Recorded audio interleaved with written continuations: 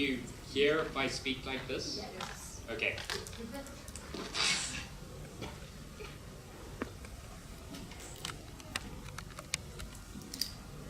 Inequality is about far more than just uplifting one or two individuals. We're going to tell you a side proposition that it's not enough to uplift the minority if it harms and is counterproductive to the majority. So we're going to tell you that affirmative action is counterproductive in two ways, or at least two ways that we believe.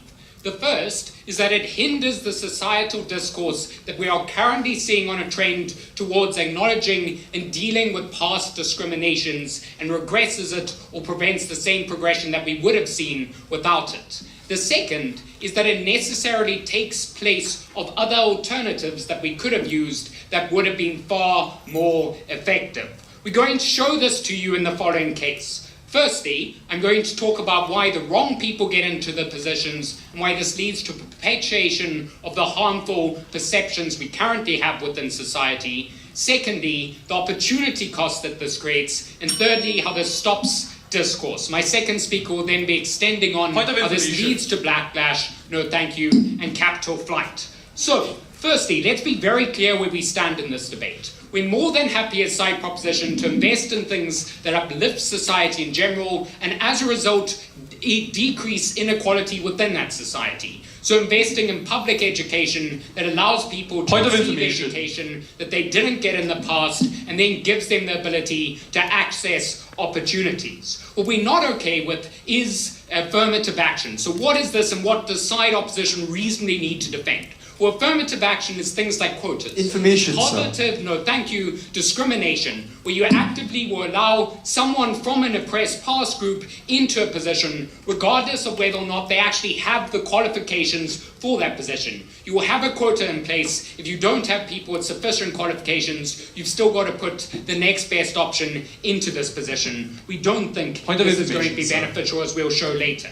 Next, let's recognize what we mean by getting a society that truly is equal. We'll say that this is more than just having a society where you get one or two individuals getting what they deserve. We would say it's a society that doesn't have racist rhetoric within it. It's a society that, as general, doesn't discriminate against women. This necessarily means in order for us to benefit the majority of people from this past discriminated group, we need society as a whole to buy into the fact that they should be equal. Why? Because you never truly can get past inequality, even if you are substantively giving the positions. If the rest of society continues to discriminate against you, you continue to be made to feel inferior, which is why we need to change society as a whole. So with that, then we move on to the first direct point of positive matter as to why we get the wrong people into position and why we perpetuate these harmful positions. What we would say often happens when you implement a quota system that allows for certain students into university or for an X amount of people to get managerial positions is that you get the wrong people in these positions.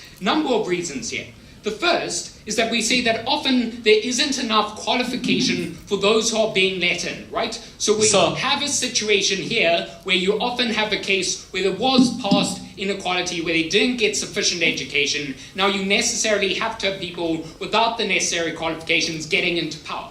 We would also like to note that there's a dichotomy here, right? If there's an individual with far superior qualifications under the status quo, we're happy to have anti-discrimination laws that then say they should get the job, right? If you're only being discriminated against arbitrarily. What affirmative action means is that even if you don't have these qualifications, we still place you ahead of someone else because of your past discrimination. No, thank you.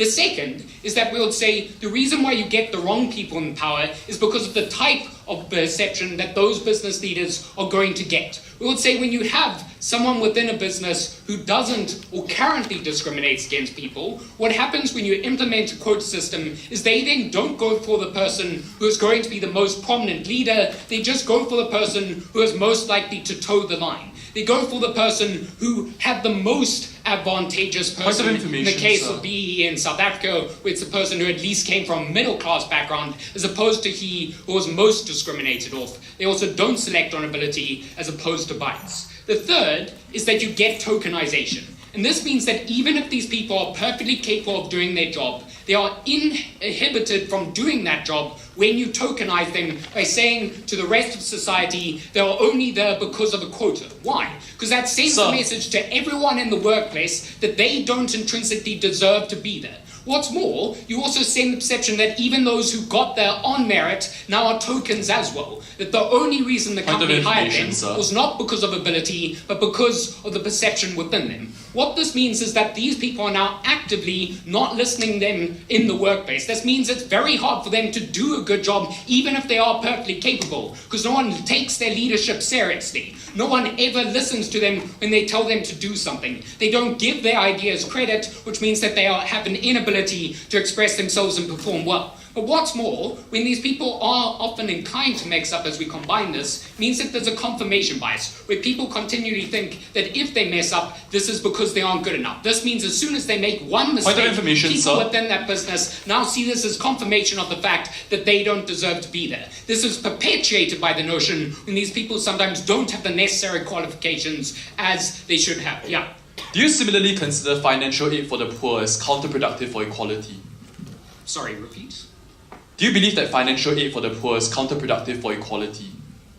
No. So we often think giving financial aid does help with equality in terms of accessing opportunities. But we would also just say that within general investing in society, we uplift people and provide them with those opportunities. We don't think this is the same thing as active discrimination in favor. So now let's move on to the next point, and this is in terms of the severe opportunity cost. What we would say is that there's a limited capacity for any reasonable government to implement certain policies that benefit those who are oppressed minorities. We'll say, firstly, there's a limited amount of political discourse that we can have. There's only a certain amount of time within Parliament that Parliament is going to address to women's issues. When we focus that time on implementing quotas, we necessarily take it away from addressing other policies that might implement. The second reason why there's an opportunity cost to this is that there's only a certain amount which we are going to be able to impose reasonably on businesses. The reason for this is that businesses have a huge amount of influence over our government. We also cannot, at the moment, extend tax rates beyond a certain amount. We would say this is indicating the fact that we only have a certain sway over these companies when it comes to addressing these policies and to implementing them.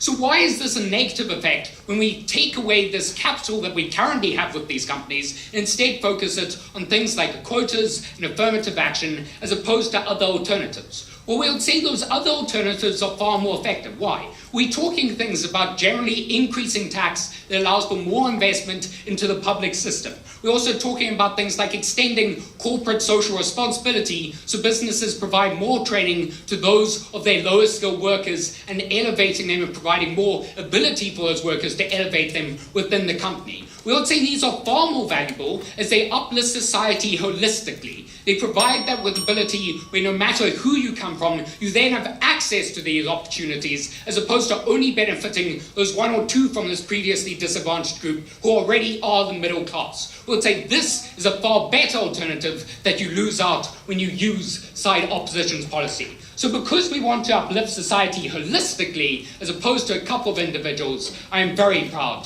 to propose.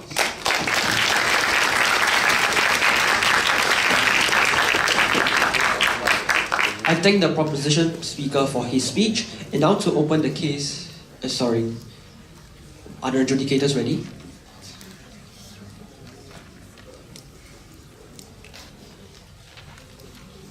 And now to open the case for side opposition, I call upon Arthur Lee.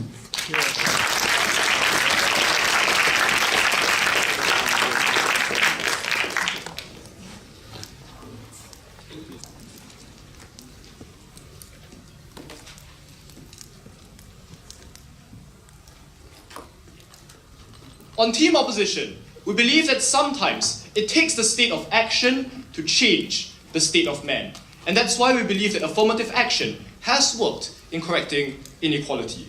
What is our stance? First, we believe that affirmative action has done more good than harm in addressing the inequalities of disenfranchised groups like minorities and women, both in terms of perception and, more importantly, opportunity. Second, we are happy to debate the full spectrum of means which affirmative action has been implemented by, for example, quotas for women on corporate boards, granting guaranteed seats to minorities in parliament, or race-based educational subsidies. We obviously don't have to support the misapplication of affirmative action policies, where they have already served their purpose, but were remained to entrench the power of an elite, like for example the favoritism of Malays in Malaysia.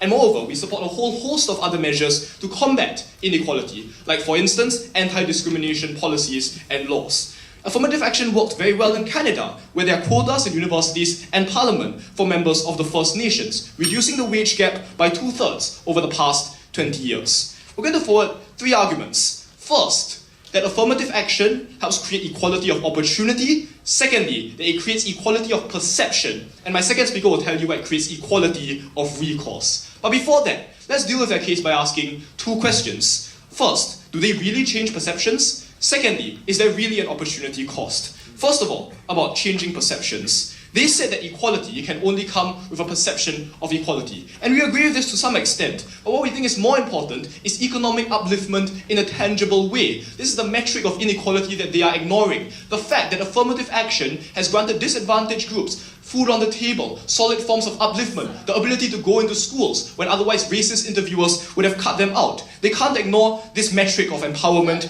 in this debate.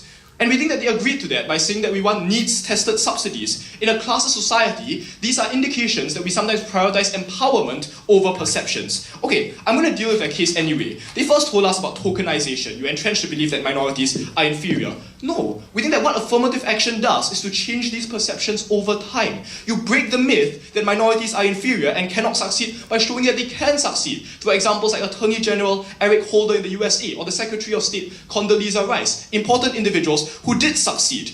Moreover, affirmative action changes the way minorities view themselves in spite of this discrimination. It provides them with role models. It tells them that the state believes in them. So it in some way rectifies for the discrimination and the inequality created. The next thing they told us was that this entrenches the belief that they will fail because they are incapable or they will not meet the minimum qualifications. First of all, we think this is not true. Obviously, we won't promote an unqualified minority to a corporate board. There's still minimum standards that have to be abided by every affirmative action policy. Moreover, affirmative action often works to correct for subjective biases, for instances, like in interview boards, like in choosing who voters vote for. So we don't think there's strict qualifications in that sense. And we think they conceded to a lot of this when they said discriminatory laws are still allowed under their side. Because anti-discrimination laws disproportionately protect minorities. If we take that to be true, then the same harms to discourse, the same harms to the perception of minority groups will still occur even without affirmative action. So we think that's a contradiction. Secondly, about alternatives and the opportunity cost. They said that essentially we sacrifice time that could be spent on other means of uplifting society as a whole. First of all, we think that there will be more time spent on minority issues on our side because, for instance, in Parliament, there will be more minority members in court. So the amount of time and resources we have isn't fixed when we have affirmative action. Moreover, we think that sometimes it's necessary to target specific groups rather than to uplift society as a whole because these groups are the most subject to discrimination, the most immiserated, the ones most in need of our help. And we think that it does them a disservice if we focus on all of society above them. First argument, on the equality of opportunity. The thrust of this argument is that affirmative action policies across the world have helped to reduce inequality by granting minorities a greater chance at empowerment. A big part of inequality consists of tangible difference between races and genders in terms of income, education, and opportunity. There are plenty of reasons for this. Entrenched racism among interviewers who believe that minorities cannot make the cut. Intergenerational poverty, where minorities are too poor to take care of their children. We think these inequalities are more important than perceptional inequality because they concern the rights of minorities in a direct and fundamental way. Why does affirmative action make them better? First and foremost, it helps grant minorities direct access to means of empowerment. Quotas for education allow minorities to get past racially biased interviewers. Subsidies help children of poor parents get to school in the first place. Moreover, putting minorities in a position of prominence allows them to correct and change institutional prejudices that discriminate against minorities. For instance, putting women on corporate boards helps them pass laws against sexual harassment in the workplace. African Americans in Parliament can legislate against police brutality. For instance, US Supreme Court Judge Sonia Sotomayor, appointed under a system of quota, voted in favor of upholding the legality of Obama's immigration laws. Crucially, it is very difficult for members of another group to understand the unique challenges in a moment faced by members of that group because they don't have the same lived experiences. Yes? So often you undermine the ability of these individuals to get this sort of change when you tell the rest of the people they have to negotiate with that they're only there as a result of some policy as No, we opposed think to that- their own merit. We think that once they prove themselves as capable in these positions they were denied of because of discriminatory interviewers and discriminatory subjective decisions, that's when they can really change social perceptions about their inability and about their incapability. That's our answer to you.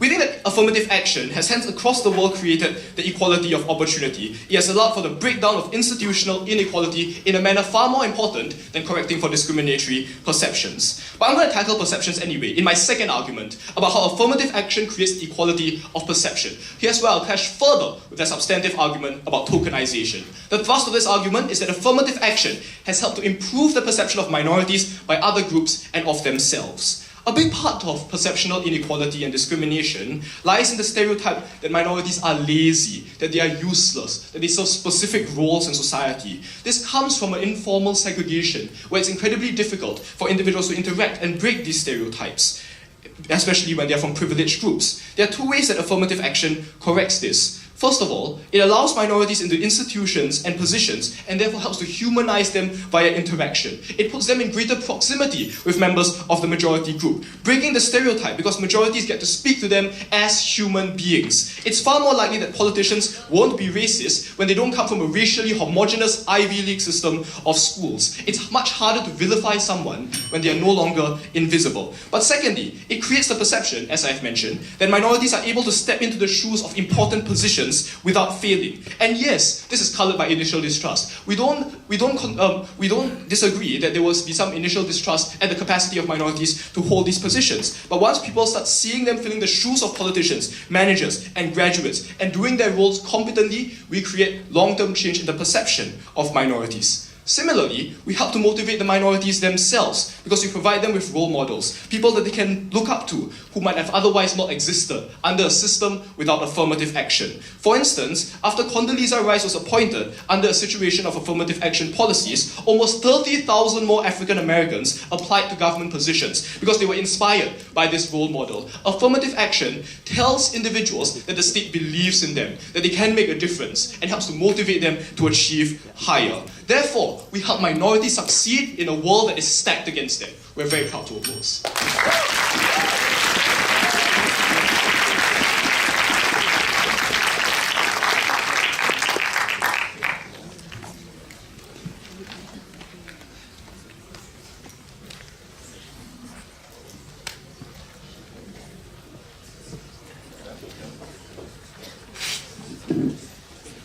I thank the first opposition speaker for his speech, and now to continue the case for side proposition, I call upon Amelia Warren.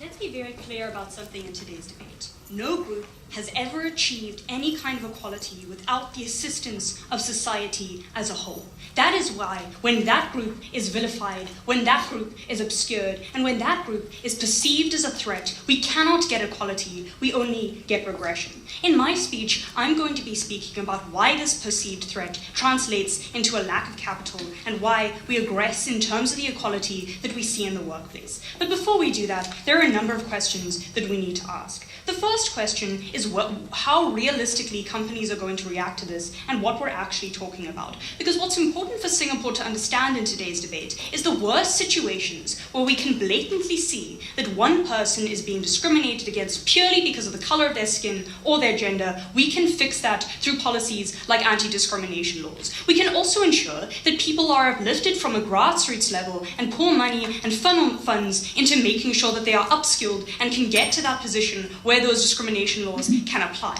What they Point of want to information, prove to you in madam. today's debate is that they can circumvent all of those kind of issues, all of those kind of policies, because that's the way that affirmative action is usually implemented, and put people in positions where they have a significant lack of skill, and where otherwise, even looking at anti-discrimination laws, they would have not been able to get those positions. So then, looking at that, let's look at the analysis that essentially Side Singapore, no thank you, has brought to us thus far. Essentially, all of it was pivoted around the idea that now, because they are in these positions of power, they can succeed and they can at least put food on the table. And Point of that's information. important enough. No. So the first thing that we say to that is obviously we are also ensuring that people can still get the basic necessities like food. We can do that too. We don't think that that's limited to getting a job. But secondly, in the majority of cases, and this is really where you need to respond to our analysis, they will fail when they are put in that position. Because the company that funnels them into that kind of position doesn't have an incentive Point of to information. upskill them as much as possible. In fact, the way that this is implemented in the majority of cases is they choose individuals who they know will not fight with their authority, who they know, assuming there is the kind of subconscious bias that exists, will not need to be managed and will not need to be handled, and so they can subvert the authority that they would have. That's incredibly important. So it's comparatively worse to put people in these positions because of anything. And if your analysis about how people's perceptions hold according to what they see and who they see in positions of power, if anything, this makes that comparatively Point of worse. information. Thirdly, though, let's assume that that wasn't true. We still tell you that when society as a whole is still affected by these kind of stigmas and these kind of biases, then we still get a bad result. Why? Because when someone sees a woman who is placed into a position of power purely because of a quota system versus when someone sees a woman who is placed into a position of power in a normal society, Point of they're far information. more likely to trust the decisions of that woman, right? So when you as a politician make some sort of mistake because you were put there because of a quota, then people see that as a confirmation of their bias that already exists. That means even assuming that they could do the same amount of work, they could do the same quality of work, we still get that kind of negative perception coming through. And then the next thing that they told us is that when you are in positions of power, you can influence people because you can become a role model, you can influence the people that you interact with, and you can influence the kind of political rhetoric that we create. But that's just not true either,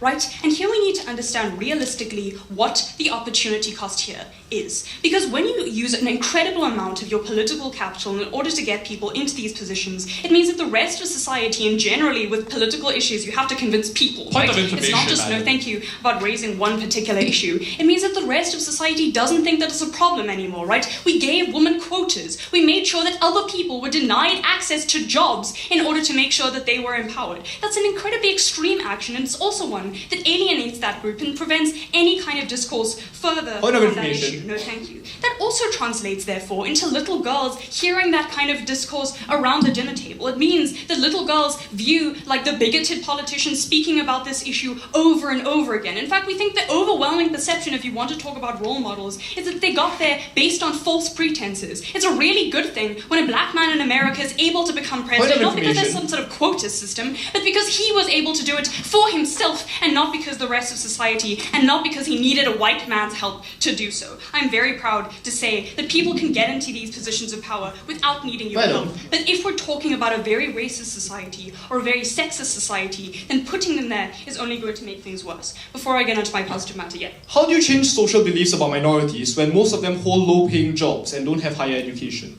Okay, so firstly, we can solve issues about education, right? We can make it obvious that they have the same amount of quality of skill as another group, right? We can solve things like poverty, we can funnel money into all of that. In fact, we think that the incentives of companies and universities themselves can change over time because it just makes sense to hire someone who is as qualified as another person or who is more qualified as another person. Those issues can change organically. But in my speech, I'm going to essentially be speaking about the world we create in terms of the business sector and in terms of uplifting people. And this is assuming... Point of information. No, thank you. That we do get some sort of threat and that we do get a situation where wealth leaves that kind of environment. Because even if we did result in a situation where companies were incentivized to train their workers, we still result in a worse alternative. Because affirmative action as a policy to implement for any kind of company is incredibly expensive. It means hiring people who are often underqualified, and either that means that you have to upskill them, which takes a lot of resources, or it means that you have to hire other people to cater for that lack. Lastly, though, it means that you're taking people who are qualified away from that job opportunity. Point of information, people who madam. could have, and I'll take one of you in a moment, who could have potentially had that ability and had that skill there already, and removing them from that position. So that means that you get disinvestment from people like shareholders who lose confidence in that kind of business environment. Yeah. You want to debate the most racist societies. In these areas, how will you implement your policy of helping the most poor minorities without significant amounts of backlash? Okay, so helping poor people and saying that you, as an individual, aren't going to get a job because of the color of your skin are two very different things. You have to analyze the way that people feel threat realistically in today's debate, right? Because most people don't feel really angry about the fact that they're paying taxes, but when you tell a white individual that they are not going to get a job, even though they are more qualified, even though they are more skilled for that form of employment, that's essentially what harms them far more. But secondly, let's talk about the fact that now you are prioritizing the existence of one individual who might be come from a middle income family in America who also happens to be black over the rest of society and the rest of the people who we really need to target and really need to help because they really are poor, and you create a cost in that because now, if anything, people feel far more resentful into doing that action. So if we had to prioritize one, and if we did think that people were going to be stretched and angry by this kind of issue, we would prioritize the one which helps the most, which helps the most poor. But what's important about my argument about capital flight and the fact that businesses are now very likely to just go to places that have lower labor restrictions, or specifically small businesses have an incentive to just entirely start up in new areas, is that when we get a lack of investment and when we get a lack of funding, that hurts the most vulnerable groups most. It means that we don't have enough money to implement the kind of substantive change that is most important in today's debate. It means that groups themselves feel more animosity to each other because they feel that kind of tension, because they feel that kind of threat. Ultimately, that translates into people in work, regardless of what racial group you are, or specifically someone who is a minority in that workplace, feeling threatened, feeling like they're being undermined. It means that everybody else turns away from them and chooses not to help them, chooses not to try and advance them in that position, so they have no access to power, they have no access to accountability. I'm very proud to stand on side of this proposition.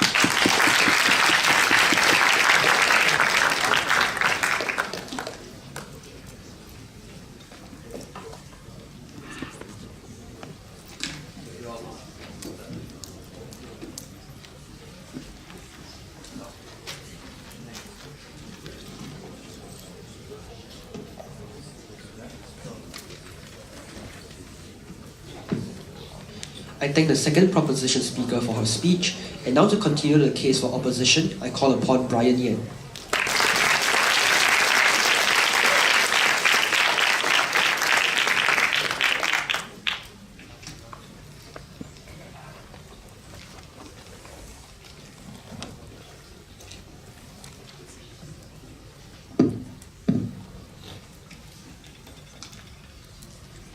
I quote the second speaker. No group has ever achieved upliftment without the help of society. We agree. But you know what else is true?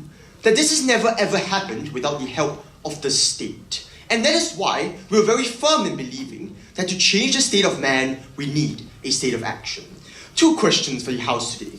First, how do you achieve equality in opportunity? And second, less importantly, how do you achieve equality in perception? First, how do we achieve equality in opportunity? We've already told you from first speaker this is more important, as they're willing to admit we'll provide financial aid to individuals, already recognizing that sometimes economic empowerment is more important than the perceptions we create in the short term. We didn't hear any response to this in second, so we believe they conceded this. But yet, they still spend a lot of time on perception, but let's deal with what they had on opportunity anyway. Their main line of analysis was this. We'll have the wrong people in these jobs, and therefore it will create backlash. Okay, one, so what about the right people who currently do not get there simply because of your discrimination laws that aren't fully effective? Look, think about this. If there were two individuals who were equally qualified, it is very easy to say, I prefer the white guy because he was more amicable to conversation. He was able to interact better with other individuals. They're very subtle things, no thank you, that makes discrimination laws often ineffective. We correct for these gaps, so very often we do put people who are qualified and right in these positions. Second, they claim we do not incentivize people no thank you, to uplift or train these individuals. Why? You are a corporate entity who seeks corporate outcomes. So your really primary issue is not to just discriminate against the black guy, it's to earn money. So I suggest you will train him if you're going to have to stick with him anyway. But here's the most interesting rebuttal, which is that their problem can be solved with more affirmative action. Think about this. With more affirmative action, we'll have more people in university and higher education. This means more qualified individuals to fill the positions they believe cannot be filled by these individuals. So, the real solution to their problem is actually not removing affirmative action, but putting more of it in different institutions. Please. The reality is that if you want to talk about this, we've told you why it's an opportunity cost to fixing real education. The problem is when you have affirmative action in tertiary education and universities, those kids go there and they fail. So, key assumption. Key assumption with their whole case so far, that opportunity cost is static.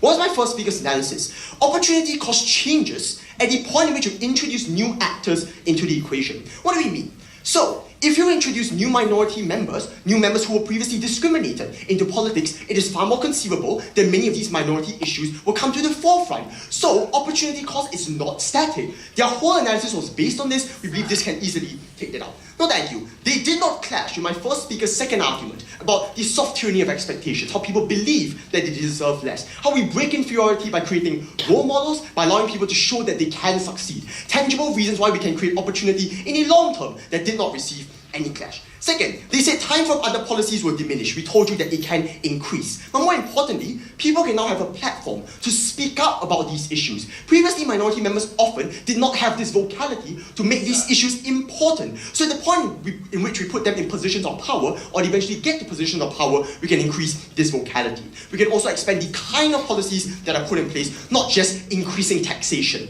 as our first speakers, cold hard economics, would like us to believe. No, thank you. So, we create equality and opportunity. We think we do that best with affirmative action. Second question, how do we change perception? We're going to admit outright that we will create some sort of short-term perceptual harm. We are fine with that. What we argue is that we create changes in the long term. But listen to this. They were already willing to concede that sometimes we do give unfair protection to individuals. That's why they were willing to say anti-discrimination laws are fine, even though they over-prioritize certain individuals and can create the same kind of backlash if you say that wasn't really discrimination. He just didn't deserve it because he had no interaction skills. So the same kind of perceptual problems is created at the point at which you say anti-discrimination laws are fine as well.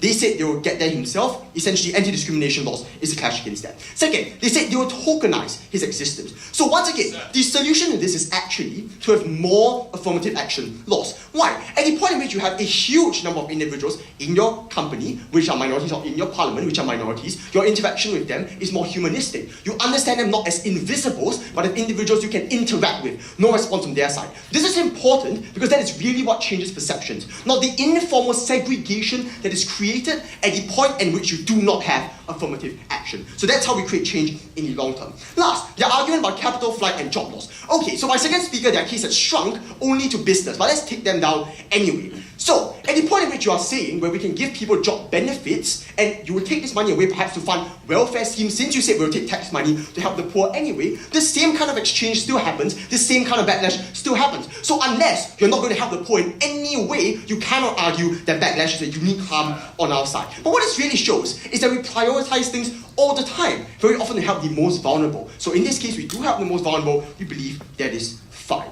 No, thank you. I'm going to move to my substantive argument today to show you how we create equality in recourse. So the two areas covered were opportunity and perception. I'm going to show you how access to state institution is diminished at the point in which you do not have affirmative action. And there are two angles under this. First, I'm going to talk about how this hurts historical reparation. Affirmative action is a tangible policy that recognizes the state's complicity in the creation of historical injustice. Whether or not they were complicit is not the question, since they already admitted this in first speaker. So, just as reparations do, affirmative action crucially extends intangible apologies. So, for example, Canada has affirmative action for the First Nation people to apologize for historical oppression as slave labor. So, without affirmative action, there are no tangible forms of apology, and without this, it is easy to perceive the state as unremorseful and condoning the injustices of the past. Now, this is crucial because they cannot simply say, but you have already said reparations are fine, because reparations also specifically target a certain group, providing them and recognizing this historical injustice. In many ways, it is similar to affirmative action. So, both policies are interlinked. Tangible policies like affirmative action and reparations are mechanisms they will not support. Well, thank you. So at the point in which the state is perceived as unremorseful and condoning injustices, this greatly diminishes the trust individuals have in the state. We believe that every individual should be allowed equality in trust in the state, as it is, after all, a state system which they buy into, and that is where the exchange of rights does happen, whereas where most of their rights and taxes are given up. Affirmative action is a unique means of tangible policy that creates this equality in trust, and they will deny this. So this is a particular form of equality we want to enshrine. Second form of equality, they herd faith in institutions. Now, state institutions are dominated very often by majority groups, often by race and sometimes religion. There is, at the same time, compelling narratives that state institutions are increasingly becoming more abusive and exploitative, especially to minority groups. So look at the headlines over the past few months in the newspaper. We always hear about policemen abusing the black minority member, about stop and frisk policies, about militarization of the police. This significantly undermines the faith in the state institution itself and unfairly denies access to this form of state recourse, which we believe everyone should be allowed equal access to. Affirmative action can correct this inequality because affirmative action policies greatly diversify the members of state institutions. So, at the point at which you can trust an individual within the state institution, you're more likely to buy into this form of recourse. You're more likely to believe that you won't be vulnerable to a series of victimizations simply because the policeman walking outside your door is a white one and not a black one. So, we create this sort of trust and therefore create equality in opportunity, in perception, and in recourse. We stand firmly on team opposition.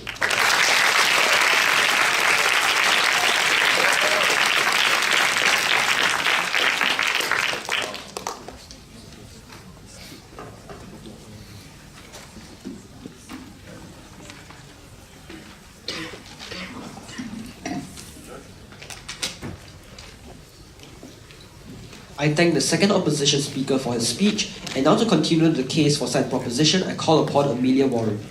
Kate Dewey.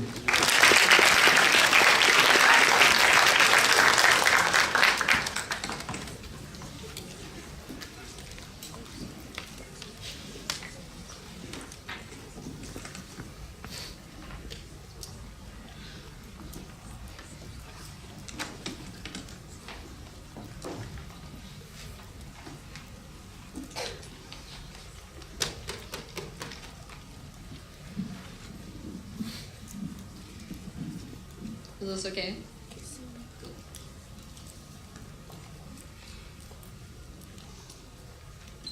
Singapore may just be the most beautiful city I have ever seen. I can tell you, my city doesn't look like this. My city looks like broken windows. It looks like people on the side of the road begging you for money. Because the thing is, ladies and gentlemen, that I come from a country where a black woman is more likely to be raped than she is to learn how to read. I come from a country that has been implementing affirmative action policies for over 15 years. And that is why I'm proud to say that these policies do not work and are, if anything, counterproductive. Because the truth at the end of the day is that if you want equality, you need to uplift everyone, the whole group, not just a handful. That cannot happen with affirmative action inherently, and that's what we're going to show you today. But firstly, two mistakes strategically made by the other side of the House. One, they've been having this debate in the wrong world. They've been trying to talk to you about places like Canada, but in reality, if we're looking at the problem of solving inequality, we need to have this debate in those cases where inequality is greatest. We would invite Singapore to step into Africa, because the truth is that is where these problems are the greatest. But secondly, they've mischaracterized what rich people in the world tend to be like. They've tried to tell you that any policy that targets the poor is going to get the same backlash from the rich, regardless, because rich people are just hateful. But the truth at the end of the day is that things like funding education extensively so that it's actually good at a primary level, things like improving housing and access to opportunities at that base level, those actual sustainable policies of investment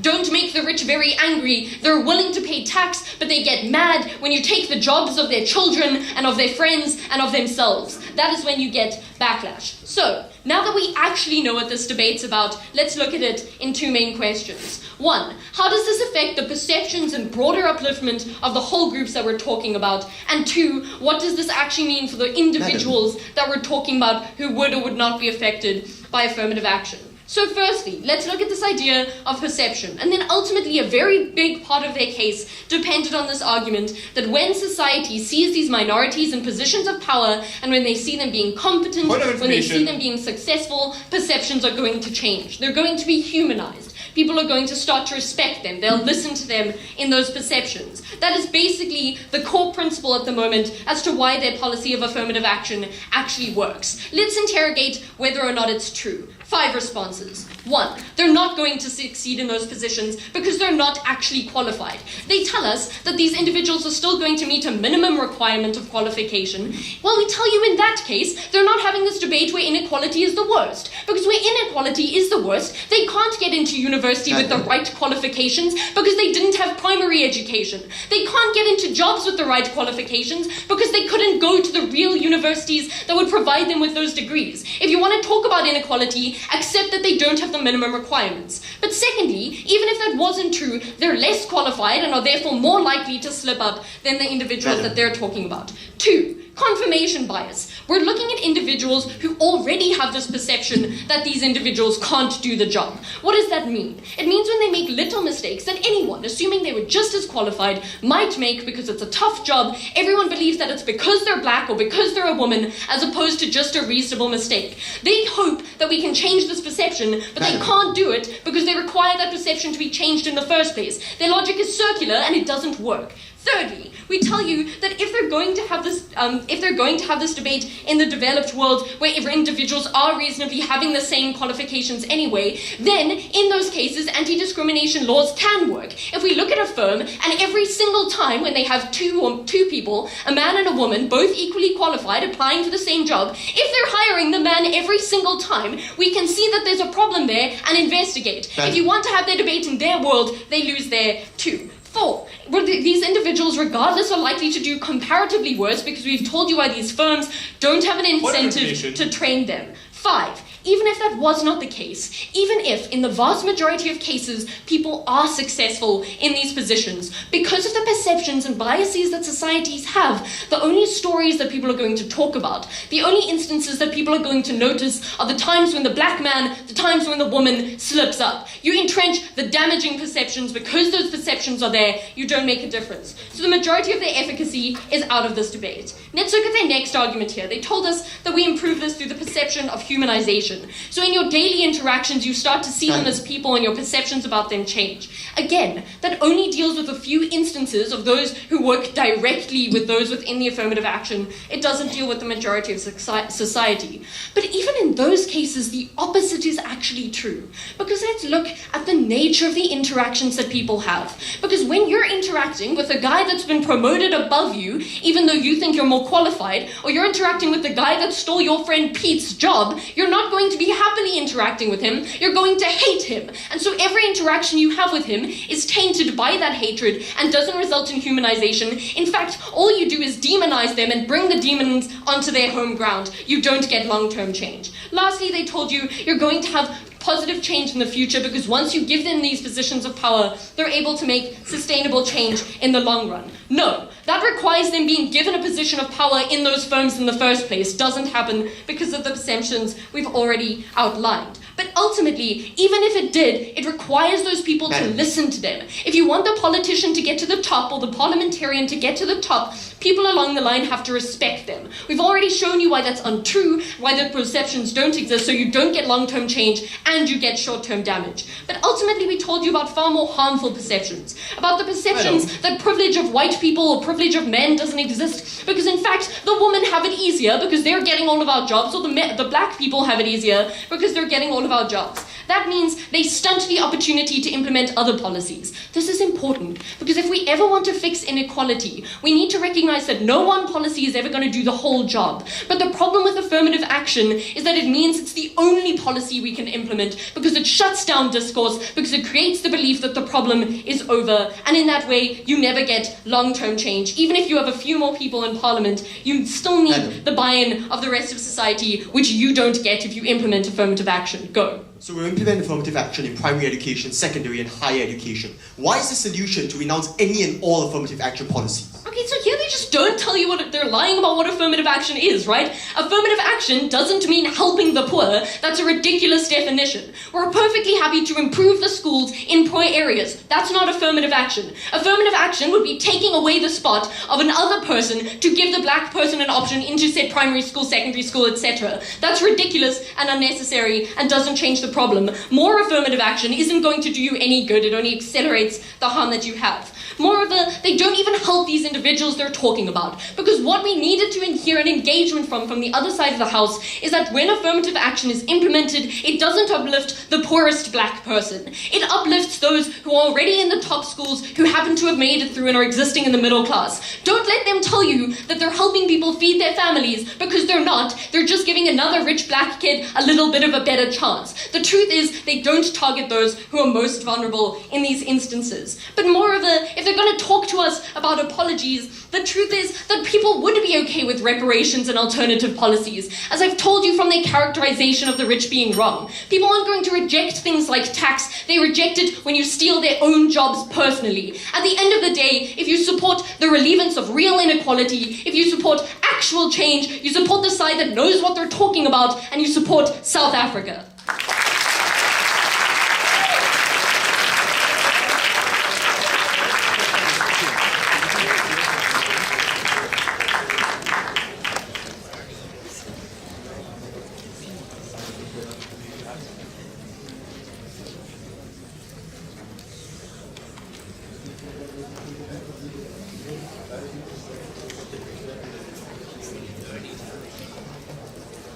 I thank the third proposition speaker for his speech, and now to continue the case for side opposition, I call upon Ernest Goh.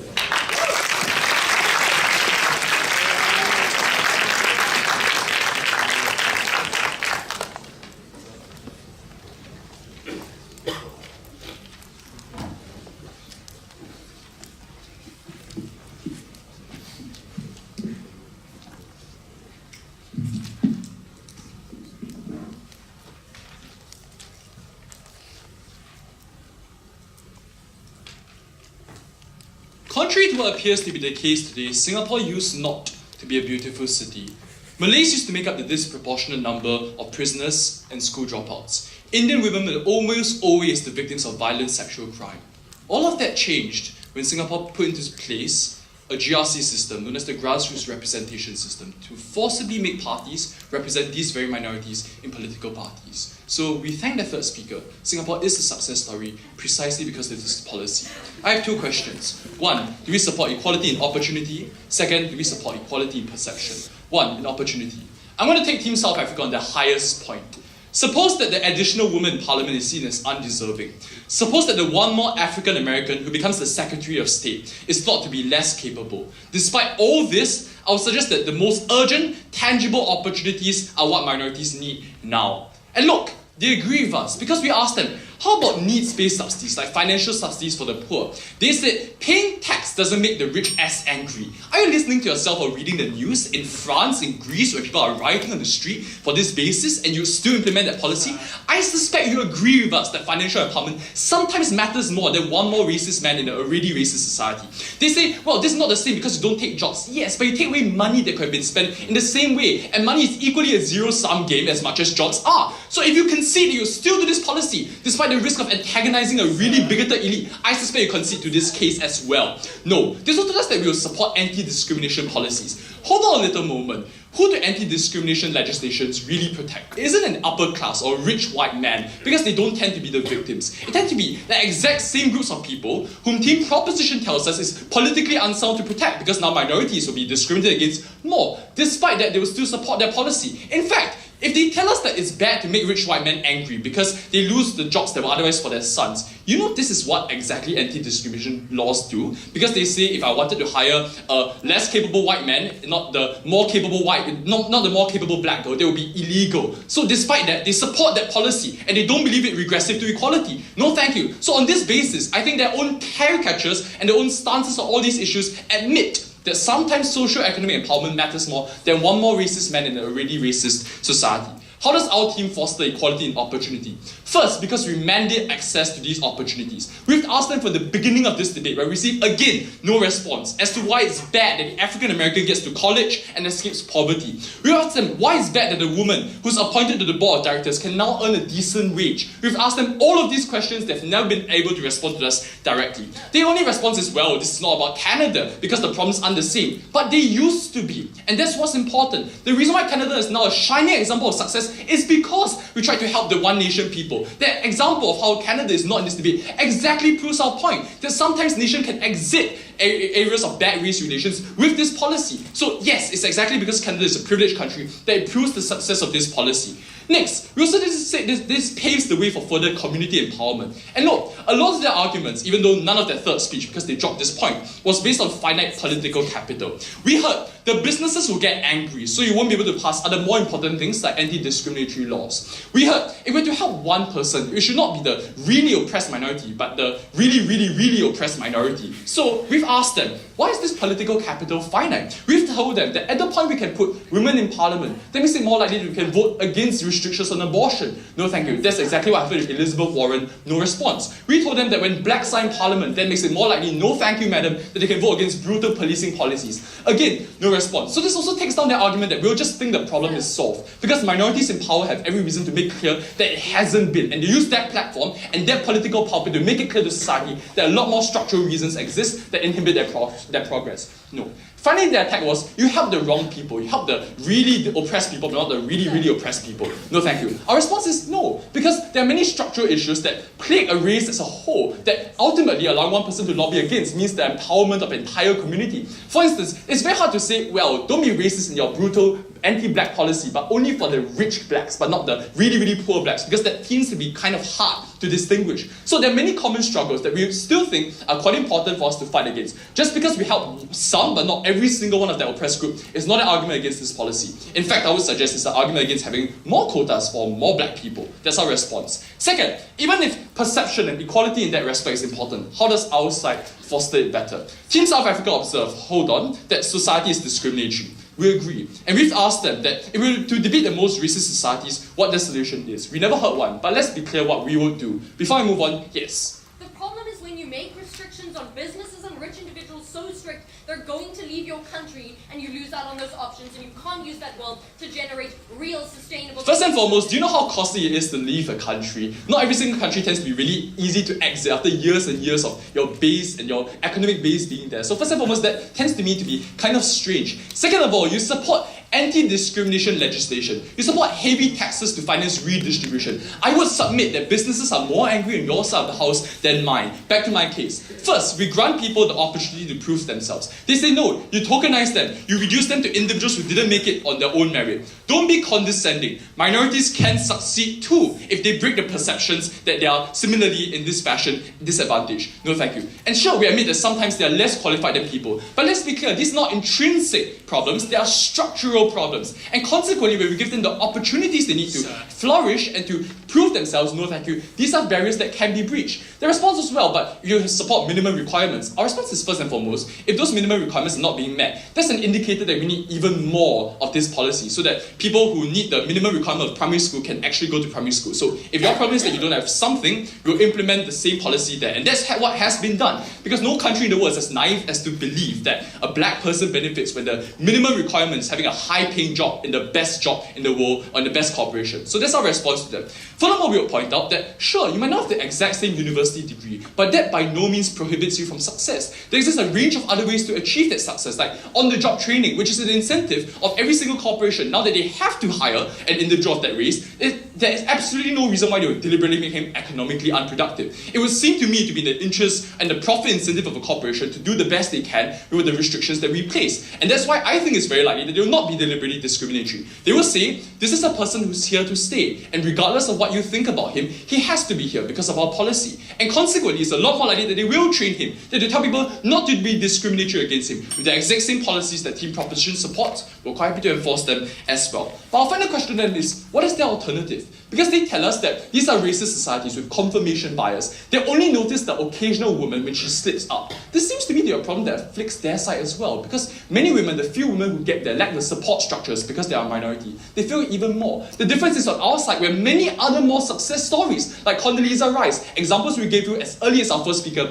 again, no response. We took this analysis further. We said, we break the system of informal segregation. It's bad when the rich white elite goes to better schools, go to better jobs, and isolate themselves in echo chambers of privilege, then go on to become politicians and pass racist laws. We say it's a lot harder to demonize somebody who's not invisible, and that's why we want to break down these walls and place them in the same classrooms. No response. We also told you that this breaks the soft tyranny of low expectation. When people look at other people who succeed and who come from the same disproportionately disempowered backgrounds as they do, this instills in them the belief that they can do the same. We heard absolutely no response to this point as well. Consequently, because our policy and the policy we're debating about fosters equality in opportunity and perception, I'm so proud to stand in Team Opposition.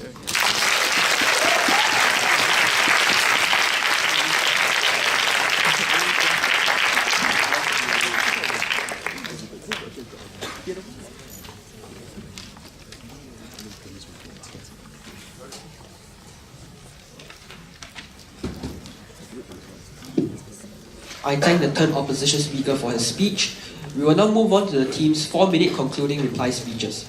The side of opposition will deliver their reply speeches first. There are no points of information during reply speeches. After 3 minutes, the timekeeper will signal once to let the speaker know that they have 1 minute left. After 4 minutes, the timekeeper will signal twice. To deliver the opposition's reply speech, I call upon Brian Yen.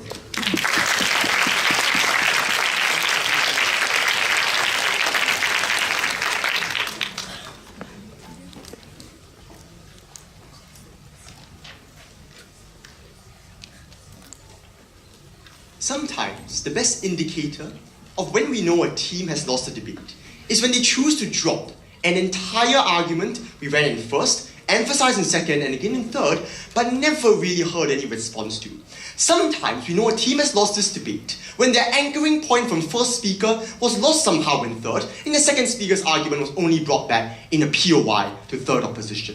Let's look at the world of team proposition and the kind of shrinkage and droppage that has happened over time. The world of the proposition was a shrinking world. By their third speaker, the idea of opportunity cost has become lost in their shambles. We told you it was dynamic, it was changing. That is how we create equality and opportunity. No response. They ran capital flight in second speaker, they dropped it in third because we ridiculed it in second. They only brought it back in POI and it was nicely refuted by third opposition. But they were not only a shrinking world, they were a world of concessions. Right from first, they were willing to concede that we will tax individuals to fund programs for the poor or for individuals who were vulnerable.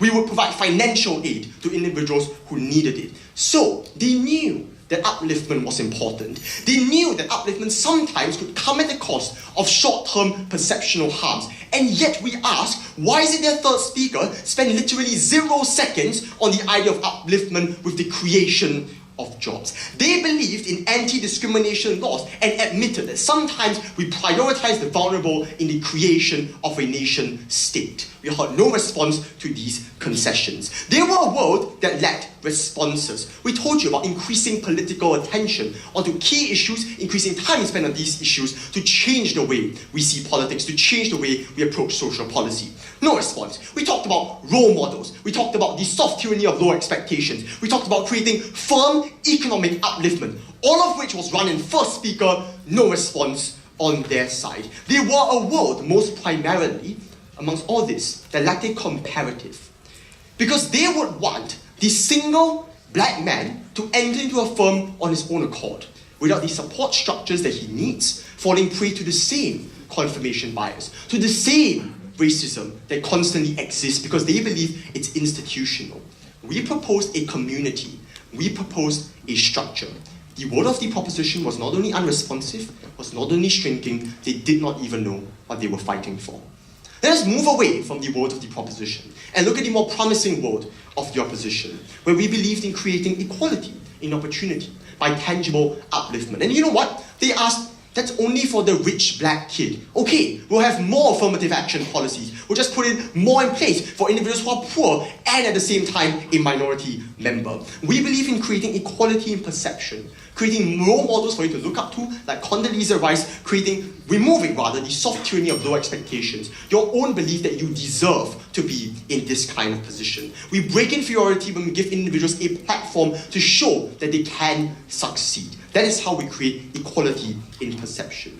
We create more political attention because individuals in power now have the power to change and to focus more on issues relating to minorities, relating to individuals who are discriminated. So, political attention is dynamic. We take on this dynamic analysis. But most importantly, we humanize individuals. They are no longer people we talk about merely as hypotheticals in Parliament. We say, let's help that black guy by increasing our taxes and throwing money at that black guy. He becomes a person we sit next to in the office. We sit next to in the Parliament, and over time, we go to accept that he is a part of us. He is a part of this community. We humanize him as an individual and bring him into the public and private sphere and let him enter into our realms which we previously closed away because of discrimination. He is no longer an invisible. And for all these reasons, opposition was very proud to stand on the basis that we need a state of action to change the state of man.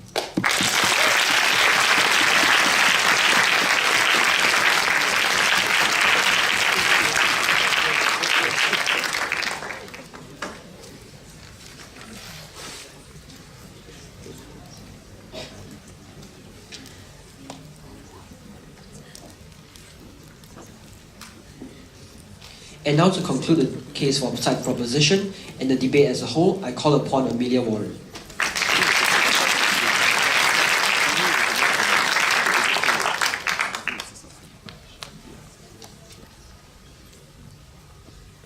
We know the team has lost a debate when they have to lie about responses and focus on the time allocation of the third in order to be convincing.